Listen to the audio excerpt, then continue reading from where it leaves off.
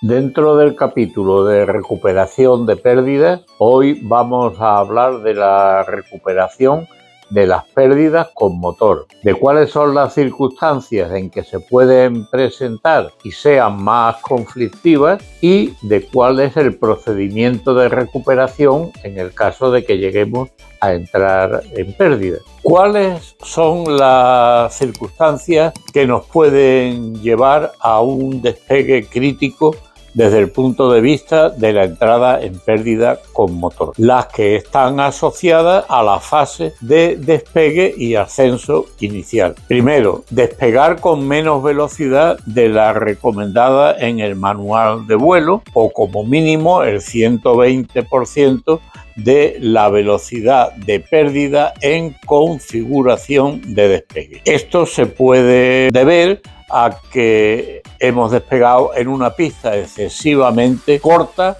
o que hemos despegado antes de que el avión alcance esa velocidad. Si el terreno que tenemos después del despegue no es conflictivo, pues se recupera un poco de velocidad y ya estamos en las circunstancias normales. Pero si el terreno que tenemos después del despegue en la senda de despegue es conflictivo porque hay obstáculos que tuviéramos que salvar, en ese caso nos va a obligar a mantener una senda de subida excesivamente pronunciada para poder salvar esos obstáculos.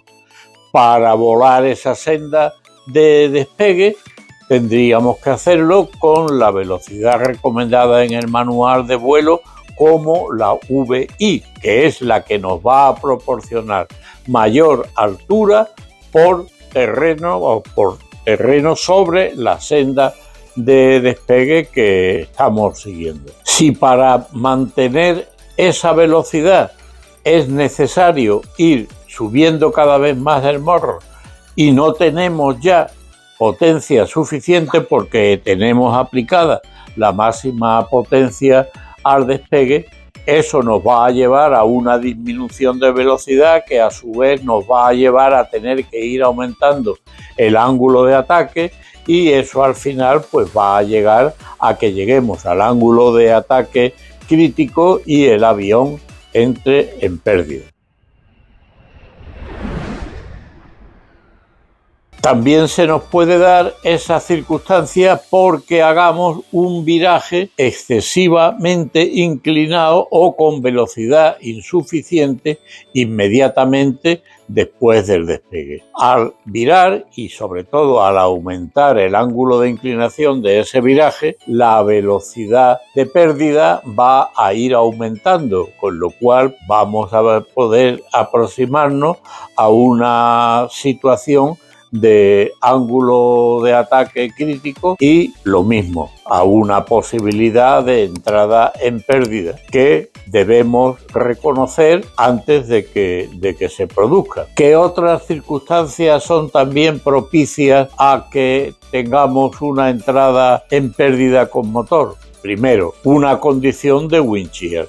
Si este despegue ya en sí crítico a su vez va acompañado por una componente de viento en cara, que en este caso es la que más nos influiría, muy variable, pues la velocidad indicada del avión, la velocidad del avión aerodinámica, va a variar mucho de acuerdo con la intensidad de esa racha.